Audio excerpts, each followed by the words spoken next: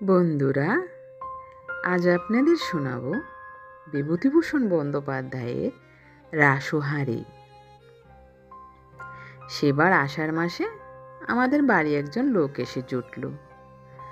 গরিব লোক, খেতে পায় না, তার নাম রাসোহারি। আমরা তাকে 60 টাকা মাইনে মাসে ঠিক করে বাড়ির চাকর হিসেবে রেখে দিলাম। প্রধানত সে গরু বাছুর দেখাশুনো করত, ঘাস কেটে আনতো নদীর চর থেকে, সানি মেখে দিত খোল জল দিয়ে। বাবা মারা গিয়েছিলেন আমাদের অল্প বয়সে। 3 ভাইয়ের মধ্যে আমিই বড়। লেখাপড়া আমার গ্রাম্য পাঠশালা পর্যন্ত। ছোট ভাই দুটি ডান্ডাগুলি খেলে বেড়াতো, এখন চাষের কাজে আমাকে সাহায্য করে। রাসু বছরখানেক কাজ করার পরে একদিন রাত্রে আমাদের বড় বলদ জোড়া নিয়ে অন্তর্ধান হলো। আমাদের চক্ষু স্থির। তখনকার সস্তার দিনেও গরু জোড়ার দাম 200 টাকা। আমার ছোট ভাই সত্যচরণের ডাক নাম নেন্টু, বড় স্বাদের বলদ। সে ভালো গাড়ি চালাতে পারতো বলে শখ করে জন্তিপুরের গোহাটা থেকে ওই গরু জোড়া কিনে এনেছিল। ভোরবেলা মা ওঠেন সকলের আগে। সেদিন উঠে চণ্ডী মণ্ডপে গিয়ে দেখেন রাসু নেই। যে কম্বলখানা গায়ে দিয়ে শুতো সেখানেও নেই। গোয়ালে দেখেন বলদ জোড়াও নেই।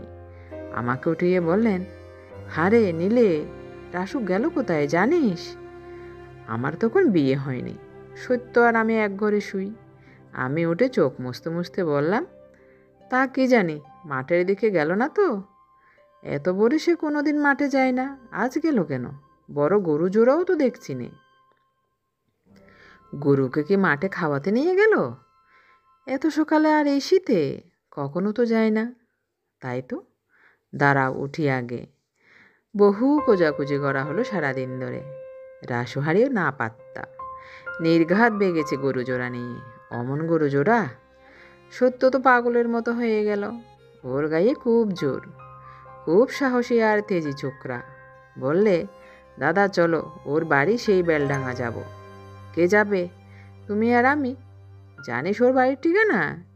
বেলডাঙা থানা, মাড্ডা, বেনাদহ গ্রামে। ও 2বার চিঠি পাঠিয়েছে ওই ঠিকানায়।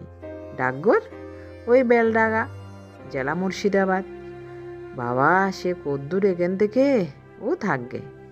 সত্য কিছুতেই শুনল না। তার পিড়াপিড়িতে 2 ভাই পটলি নিয়ে বাড়ি থেকে বেরুলাম, 32 টাকা সঙ্গে নিয়ে। সোজা গিয়ে বেলডাঙা স্টেশনে ট্রেন থেকে নামলাম। জিজ্ঞেস করে জানা গেল মাড্ডা বেনাদহ এখান থেকে 3 মাইলের মধ্যে। বেলডাঙার থানাতে গিয়ে দারোগা বাবুকে সব খুলে বললাম। তার নাম পঞ্চানন রায়, বাড়ি হুগলি জেলা। আমাদের মুখে সব শুনে তার দয়া হলো। আমাদের বললেন সেখানে কিছুদিন থাকতে, অন্তত 1 সপ্তাহ।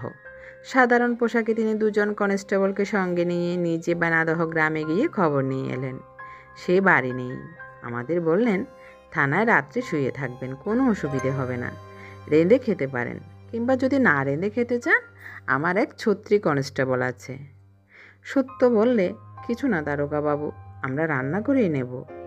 থানার উত্তরে বড় এক পুকুর। পুকুরের পাড়ে উলুটি বাসরা ও তাল গাছ। আমাদের যশোরের ভাষায় উলুটি বাসরা বলে উলু গাছে ঢাকা মাঠকে। দেখে সত্য খুব খুশি। বলে, দাদা, ওই তাল গাছের তলায় আচ্ছাইয়া রোদ্রে বসে রাঁধবো। দিন কয়েক সেখানে থাকা হলো। বেনাদহ গিয়ে রাসোহারির সন্ধান সব সময়ে নেওয়া হচ্ছে।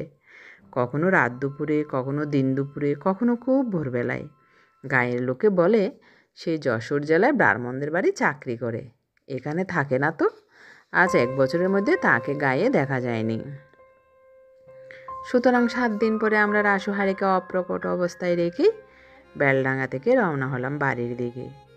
সত্য বললে, দাদা, পয়সা নেই হাতে, তাছাড়া রাস্তা দেখে যেতে হবে।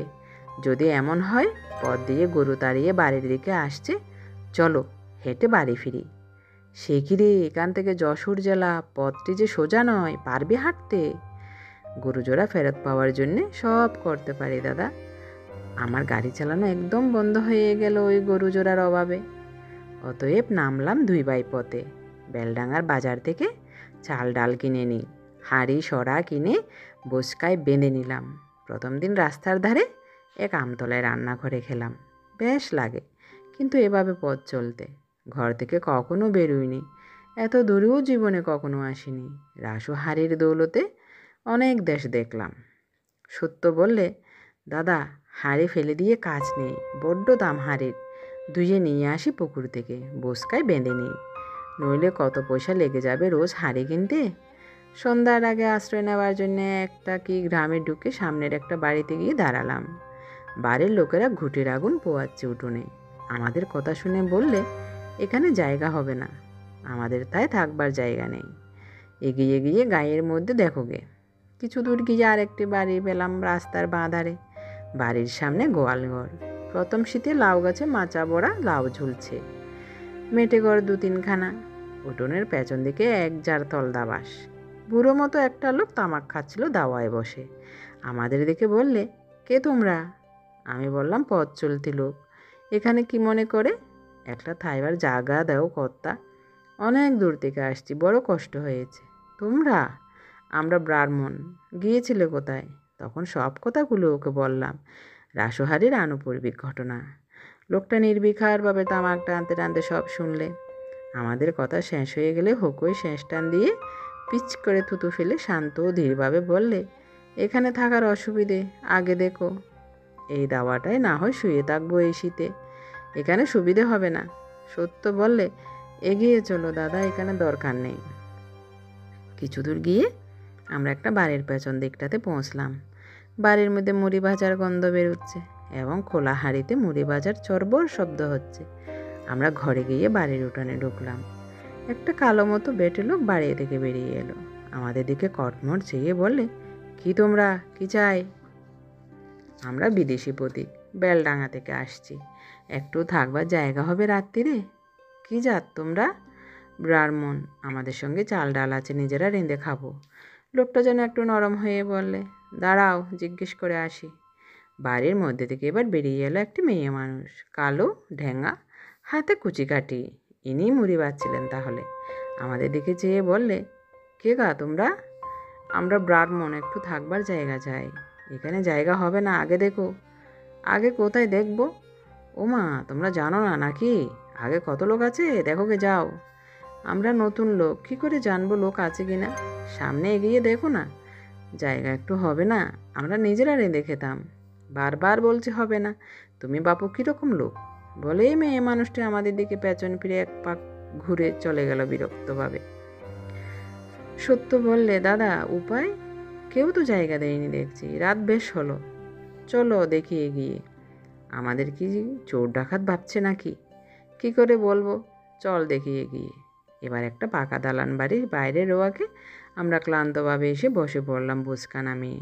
অনেকক্ষণ পরে একজন লোক বাড়ি থেকে বের হয়ে কোথায় যাচ্ছিল লণ্ঠন হাতে। আমাদের দিকে বিস্ময়েরভাবে বললে, কে তোমরা? আমি বললাম, একটুখানি শুয়ে থাকবার জায়গা দেবেন রাত্রিরে?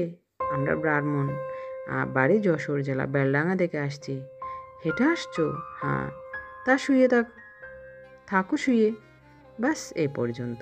বললে না উঠে বৈঠকখানার মধ্যে গিয়ে এসো, কিংবা তোমরা খাবে কি কিছু না। সেই যে গেল, আর তাকে দেখলামও না। আর কোনো খোঁজখবরও নিলে না আমাদের। সেই শীতের রাত্রে খোলা রোয়াকে কাপড় পেতে 2 ভাই শুয়ে রইলাম। কি করি? সত্য বললে, রাসুহারির সঙ্গে একবার দেখা হতো, তার মুন্ডুটা ভেঙে দিতাম এক ঘুষিতে। সত্য বেশ জোয়ান ছোকরা, খেতেও পারতো অসম্ভব। 1 সের রান্না করা মাংস আর 8 সের চালের ভাত একা খেতে পারত। বেলডাঙার বাজারে সস্তা ডিম দেখেও বলতো, দাদা রোজ 4টে ডিম একবারে ভাতে দিও আমার জন্যে। খুব করে ডিম খেয়ে নিই। আরও বেশি করে তার কথা মনে পড়ছে, কারণ কিন্তু থাক সেসব এখন। আরও একদিন কাটলো পথে। বেতুয়া ডহরি ছাড়লাম, আরও এগিয়ে যাই দুজনে। জগদানন্দপুর বলে গ্রামের হাটে বড় একটা মাছ কিনলাম বেলা 10টার পরে। খিদেও পেয়েছে বেশ। একটা বড় পুকুরের ধারে আম গাছের ছায়ায় সত্য উনুন করতে লাগলো। আমি মাছ কুটবার ছাই কী করে জোগাড় করে তাই ভাবছি। এমন সময় সত্য বললে, ওই দেখো দাদা। যা দেখলাম তা এখনও মনে আছে, আজ এই 14-15 বছর পরেও। একটি সুন্দরী বউ গামছা কাঁধে নিয়ে আমাদের দিকে আস্তে আস্তে পথের ওদূরে দাঁড়িয়ে রয়েছেন থমকে। আমরা রান্না করতে বসেছি পথের ধারেই। এই পথটা নিশ্চয়ই পুকুর ঘাটে যাওয়ার পথ। বউটি অপরিচিত লোকদের দেখে ঘাটে যেতে পারছেন না। ভদ্রলোকের মেয়েদের স্নানের ঘাটে যাওয়ার পথের ধারে আমাদের রান্না করতে বসা উচিত হয়নি। সত্য বললে, দাদা, ঘাটের পথে বসেছি, কি করি, উঠে যাব? হঠাৎ দেখে বউটি যেন আমাদের দিকে চেয়ে চেয়ে দেখে ফিরে গেলেন। অমন রূপসী বউ এমন পাড়া গাইয়ে দেখবো আশা করিনি। আমাদের ভয়ও হলো। সত্য বললে, যা, ফিরে চলে গেল বউটি। আমরা না বুঝে অন্যায় করে ফেলেছি, চলো সরে যাই। পরক্ষণে ভয়ের সুরে বললে, দাদা, লোক আসছে এদিকে, বউটি গিয়ে বাড়িতে বলে দিয়েছে চলো পালায়, মারবে। আমি আশ্বাস দিয়ে বললাম, কেন পালাতে হবে কেন, কি করেছি আমরা, মার বুঝি সস্তা? দুটি ছোকরা এসে আমাদের কাছে দাঁড়ালো। আপনারা আসছেন কোথা থেকে? আমি বললাম, বেলডাঙা। যাবেন কোথায়? যশোর জেলা। আপনারা ব্রাহ্মণ? আজ্ঞে হ্যাঁ। কিছু মনে করবেন না, আমাদের খুড়িমা। আমরা ভাবছি এই রে, এবার আসল কথা বলবে। এসেছিলেন ঘাটে নাইতে? তিনি ফিরে গিয়ে বললেন, দুটি ব্রাহ্মণের ছেলে আমাদের বাড়ির সামনে উনুন করে রেঁধে খাইতে যাচ্ছে এই দুপুরবেলা, ওদের গিয়ে বাড়িতে ডেকে আনো। তা আপনারা দয়া করে চলুন আমাদের ওখানে, আমি জিনিসপত্র নিয়ে যাচ্ছি। আমরা তো অবাক, এমন কথা বিদেশে কখনো শুনিনি। লোকে একটু শোবার জায়গায় দিতে চায় না, আর কিনা রাস্তা থেকে ডেকে নিয়ে যেতে চাইছে। সত্য বললে, ও দাদা, কি যাবে নাকি? ছোকরা দুটি বলে, যেতেই হবে, কুড়িমা নইলে ছাড়বেন না। আমাদের উপর হুকুম নিয়ে যেতেই হবে আপনাদের। নে বলায় ওদের বসকা দুটো তোল। আমরা মুখ চাওয়া যাইও করি, সত্য আর আমি। আমাদের কোনো আপত্তি গ্রাহ্য করলে না, ওরা নিয়েই গেল। একতলা কোঠা বাড়ি, বাড়ির উঠোনে ডান দিকে দুটো বড় গোলা, তার পাশে গোয়াল বাড়ি, সামনে ছোট বৈঠকখানা। আমরা বাড়ির উঠোনে পা দিতেই একজন পুরো ভদ্রলোক এগিয়ে এসে বললেন, আসুন আসুন, আপনারা ব্রাহ্মণের ছেলে, এই দুপুরবেলা বাড়ির সামনে রেঁধে খাবেন, এ কখনো হয়? বড় বৌমা দেখে এসে বললেন, ওদের নিয়ে এসো বাড়িতে। আসুন আসুন, বসুন। আমরা তত লেখাপড়া জানি নে, চাষবাস করে খাই, শিক্ষিত ভদ্রলোকের সঙ্গে আমাদের মিশতে ভয় হয়, বিশেষ করে তো সত্যর। সে গরুর গাড়ি চালায়। সে বললে, দাদা এগিয়ে যাও। এগিয়ে গেলাম আমি। ওরা আমাদের নিয়ে গিয়ে বৈঠকখানায় বসালে, পা ধোবার জল এনে দিলে।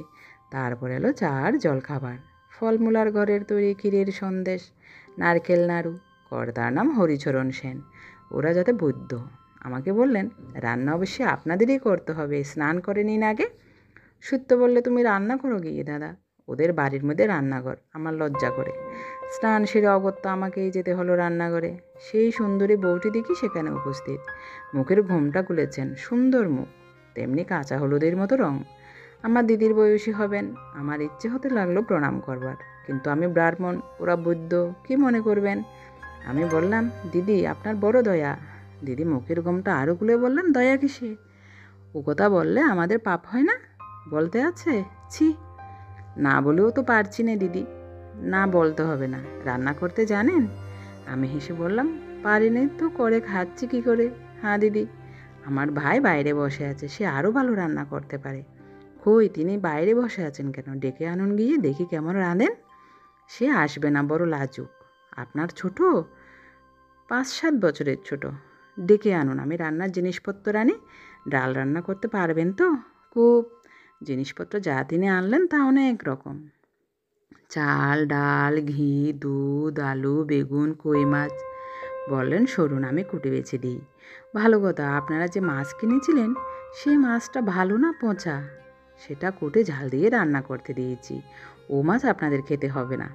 বিদেশি লোক, পচা মাছ খেয়ে অসুখ বিসুখে পড়বেন শেষকালটাতে। সে হবে না বাপু, একদম পচা। আমি কিনিনি, সত্য কিনেছে। ছেলে মানুষ ঠকেছে। কই, তাকে ডাকুন না। সে আসবে না দিদি, সে তাকুক বসে বাইরে, বড্ড লাজুক, ঘেমে উঠবে এখানে এসে। তাছাড়া আমরা হলাম পাড়া গিয়ে মুখ্য সূক্ষ্ম বামুন, লোকের সঙ্গে কথা বলতে মিশতে আমাদের লজ্জা হয়। আপনাকে দিদির মতো দেখছি বলে কোনো লজ্জা হচ্ছে না, কিন্তু অন্য জায়গা হলে। সে কথা থাক, আপনি কীরকম রাঁধেন দেখব। মাছের ঝোল কি বাটনা দিতে হবে বলুন তো? জানি নে, কখনো তো রাঁধিনি। বিদ্যে বুঝেছি। আচ্ছা, আমি সব বলে দিচ্ছি, আপনি রেঁধে যান। বেলা হয়েছে, খিদে পেয়েছে আপনাদের। 2 ঘন্টা ধরে তিনি বসে বসে আমাকে দিয়ে রাঁধালেন। কখন মাছ ভাজতে হবে, কখন কি বাটনা কেশে দিতে হবে, সাতলাবার সময় কি ফোড়ন দিতে হবে। দুধ নিয়ে এলেন প্রায় 1.5 সের। পায়েস করতে হবে নাকি? আমি সম্পূর্ণ অস্বীকার করলাম, আমার দ্বারা আর কিছু হবে না। তিনি বললেন, তা ভালো, থাক, খিদেও পেয়েছে আপনাদের, বুঝতে পারছি ও বেলা হবে। আমি একটু আধটু গান করতে পারতাম। বিকালবেলা আমার সে বিদ্যের কথা প্রকাশ হয়ে পড়লো আমার ভাইয়ের মুখ থেকে। সন্ধ্যার পরে এলো হারমোনিয়াম ও ডুগি তবলা। আমার গান শুনে অনেক সুখ্যাতি করতো তখন। গান ভালোই গাইতাম। রাত্রে রান্না করবার সময় দিদি বললেন, আপনি এমন চমৎকার গান গাইতে পারেন ভাইটি। সলজ্জ সুরে বললাম, কি এমন গান? আপনাকে এখন ছাড়ছি নে, থাকুন দিন কতক এখানে, রোজ গান শুনবো। সে তো আমার ভাগ্য। কিন্তু দিদি, আমার যে থাকবার জো নেই, পড়ে গিয়েছি এক ফেরে। কি ফেরে? আমি রাসুহারির গরু চুরির বৃত্তান্ত আগাগোড়া বললাম।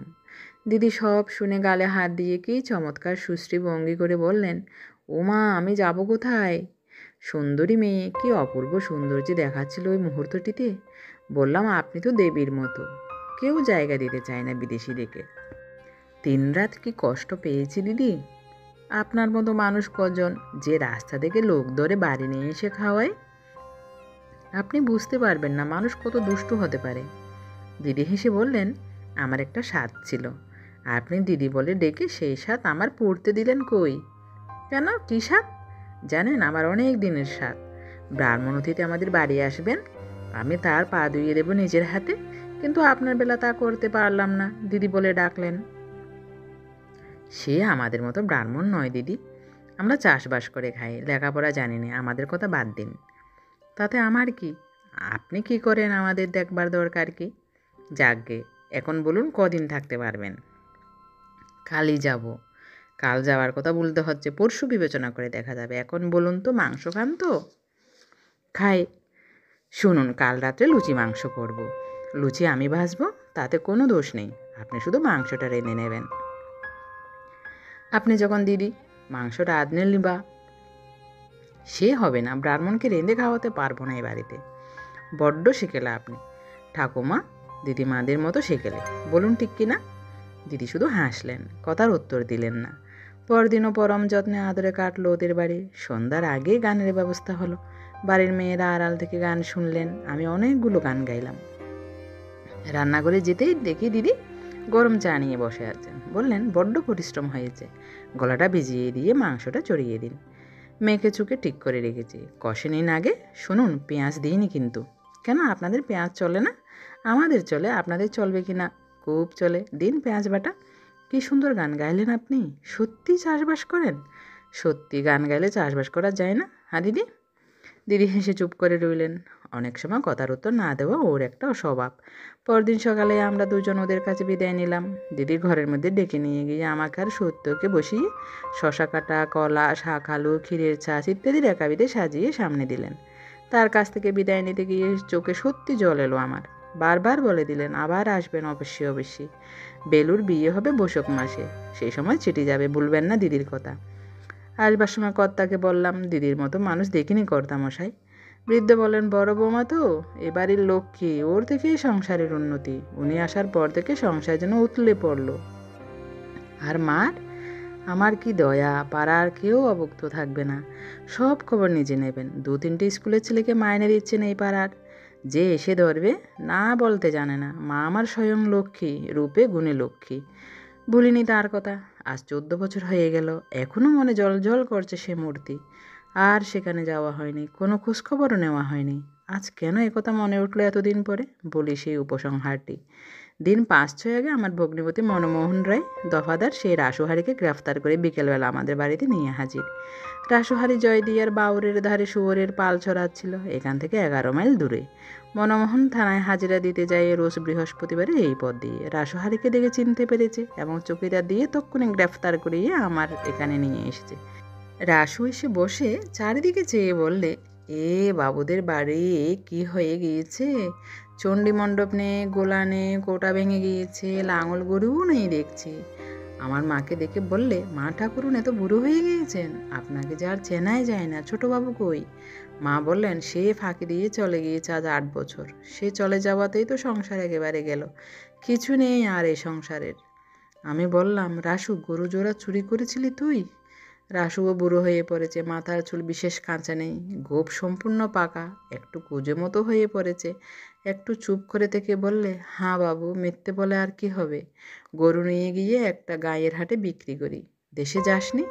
না বাবু, সেই টাকা নিয়ে সোজা রাজশাহী চলে যাই, ভয়ে দেশে ফিরিনি। কেন চুরি করলি? অদৃষ্ট বাবু, সবই অদৃষ্ট লিখন। তখন বয়স কাঁচা ছিল, বুদ্ধি ছিল না, দুঃখ তো বুঝলো না। সব রকমই করে দেখলাম বাবু। এখন রাতুলপুরের হিঙ্গল সর্দারের শুয়োর চড়াই, 16 টাকা মাইনে আর খাতি দেই। বুড়ো হয়ে পড়েছি, আর কনে যাবো এই বয়সে? চোখে ভালো দেখতে পাই নে। মা বললেন, রাসু দুটো খাবি? হাঁড়িতে পান্তা ভাত আছে ওবেলার, দুটো খা, বোধ হয় আজ তোর খাওয়া হয়নি। জগদানন্দপুরের সেই দিদির কথা অনেক দিন পরে আবার মনে এলো। ভুলে গিয়েছিলাম বটে। এখন মার ওই কথায় জগদানন্দপুরের দিদির সেই দেবীর মতো মূর্তিখানা চোখের সামনে বেশি উঠল। ভুলিনি, দেখলাম, এতটুকু ভুলিনি, বাইরে ভুলেছিলাম মাত্র। কি জানি এতদিন পরে বেঁচে আছেন কিনা। মনমোহনকে বললাম, ভাইয়া আর 14 বছর পরে ওকে গ্রেফতার করে কি করবে? ছেড়ে দাও ওকে। এখন ও যেমন গরিব, আমিও তেমনি গরিব। ওকে জেলে দিয়ে আমার কি আর দুঃখ ঘুচবে? রাসু হাড়ে কেঁদে আমার পা দুটো জড়িয়ে ধরলো। মা চোখ মুছতে মুছতে বললেন, আয় বাবা রাসু, ভাত দিয়ে গে। রান্নাঘরের উঠোনে চল। তোমারও অদৃষ্ট, আমাদেরও অদৃষ্ট। চল বাবা।